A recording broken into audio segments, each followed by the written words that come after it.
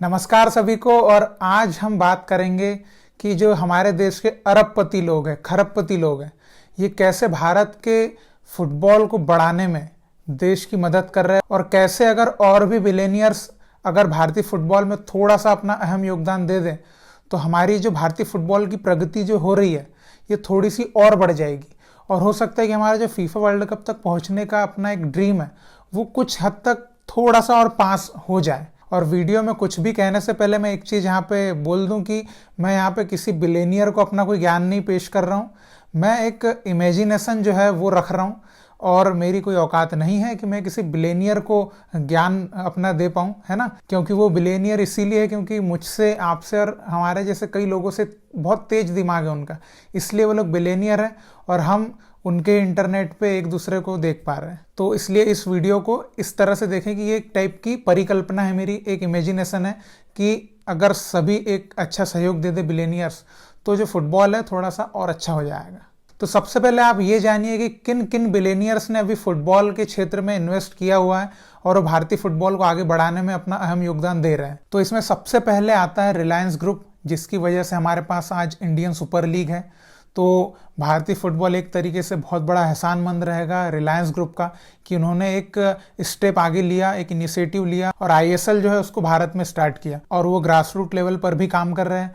उनके टूर्नामेंट के तहत कई प्लेयर्स को एक प्लेटफॉर्म मिल पाता है, तो रिलायंस ग्रुप का बहुत अहम योगदान है। फिर उसके बाद हम आगे बढ़ते हैं तो नाम आता है जिंदल ग्रुप का, जो कि बेंगलुरु फुटबॉल क्लब के मालिक हैं। और मुझे ये बताने की आवश्यकता बिल्कुल भी नहीं है कि बेंगलुरु फुटबॉल क्लब ने भारतीय फुटबॉल में अपना क्या योगदान दिया है और वो किस तरह से प्लेयर्स को डेवलप कर रहे हैं और भारतीय फुटबॉल में अपना योगदान दे रहे हैं। फिर उसके बाद हम आगे बढ़े तो नाम आता है बेनू गोपाल जी का, जिनका क्लब है ईस्ट बंगाल।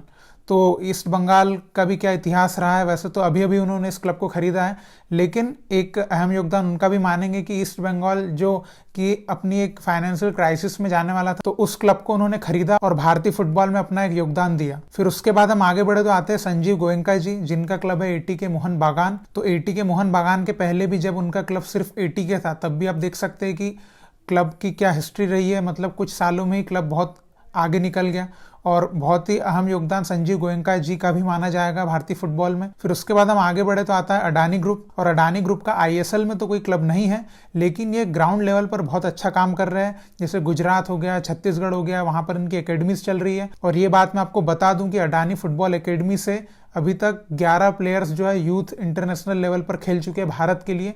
तो ये बहुत अच्छा काम वो कर रहे हैं और मैं आशा करता हूं कि वो भारतीय फुटबॉल लीग में भी कोई क्लब लेकर आए। अगर वो गुजरात से कोई क्लब लाएं तो बहुत अच्छी बात होगी हमारे इंडियन सुपर लीग के लिए। तो इस तरह से भारत के 5 अरबपति अपना योगदान दे रहे हैं भारतीय फुटबॉल में। अब आप सोचेंगे कि इसमें आपने टाटा का नाम क्यों नहीं लिया, तो भाई देखिए, टाटा एक ट्रस्ट है और टाटा का अगर योगदान हम माने भारतीय फुटबॉल में तो आज जो भारतीय फुटबॉल की स्थिति है तो ये सिर्फ टाटा ग्रुप की वजह से ही है, क्योंकि पहले भारतीय फुटबॉल टीम बना करती थी सिर्फ टाटा फुटबॉल एकेडमी के द्वारा। तो अगर सबसे ज्यादा अगर किसी का योगदान रहा है भारतीय फुटबॉल के पूरे इतिहास में तो वो टाटा फुटबॉल एकेडमी का रहा है और टाटा ग्रुप का रहा है। तो देखिए, भारत में अभी कुल 237 बिलियनियर्स है। मतलब आप सोच सकते हैं कि संख्या बहुत है, पहले कम थी लेकिन अभी बीते कुछ सालों में संख्या बहुत बढ़ चुकी है। और आप सोचिए, इसमें से केवल 5 बिलियनियर्स है जिन्होंने फुटबॉल के क्षेत्र में पैसा लगाया है। तो सोचिए, अगर इन 237 में से सिर्फ 20 या 25 बिलियनियर्स भी अगर अपना पैसा भारतीय फुटबॉल में लगा दें तो फुटबॉल की प्रगति कितनी तेज हो जाएगी। अभी आप देखिए कि इन बिलियनियर्स का जो पैसा है ये एक पर्टिकुलर क्षेत्र में आ गया, जैसे कि अंबानी जी का आईएसएल में लगा हुआ है और रिलायंस के जो टूर्नामेंट होते हैं, रिलायंस की एकेडमी उसमें जाता है। लेकिन अगर 20 बिलियनियर्स या 25 बिलियनियर्स हो जाएंगे तो ये सभी लोग एक ही जगह पे तो काम करेंगे नहीं। ये स्वाभाविक सी बात है कि अलग अलग क्षेत्र में जाकर एक क्लब बनाएंगे या वहां पर फुटबॉल एकेडमीज का निर्माण करेंगे, इस तरह से काम चालू करेंगे। तो आप सोचिए कि वहां पे कितने लोगों को फायदा मिलेगा, क्योंकि आप मोस्टली इलाका देखें तो गरीब है और गरीबी वाले इलाकों में फुटबॉल ट्रेनिंग के लिए पैसे कैसे पे कर पाएंगे प्लेयर्स। तो अगर वहां पे बिलियनियर्स सिर्फ 100 करोड़ 200 करोड़, जो कि कोई वैल्यू नहीं है इनके लिए, अगर इतना सा पैसा भी अगर वहां पे खर्चा करें, मतलब ये कई सालों का बजट हो जाएगा 100-200 करोड़। तो आप सोचिए कि कितना फायदा वहां के प्लेयर्स को मिलेगा। जैसे मध्य प्रदेश हो गया, है ना, उत्तर प्रदेश हो गया, ऐसे और भी कई राज्य आ जाएंगे। तो ऐसी जगहों पर अगर ये काम कर लें तो कितना ज्यादा फायदा मिलेगा। जो प्लेयर्स जो वंचित रह जाते फुटबॉल ट्रेनिंग से, उनको एक क्लास ट्रेनिंग मिल जाएगी। तो जब उनको एक क्लास ट्रेनिंग अपने राज्य में, अपने घर में ही मिल जाएगी, तो कितना उनके लिए ईजी हो जाएगा फुटबॉल ट्रेनिंग लेना, फुटबॉल में आगे अपने सपने देखना, उनको पूरा करना।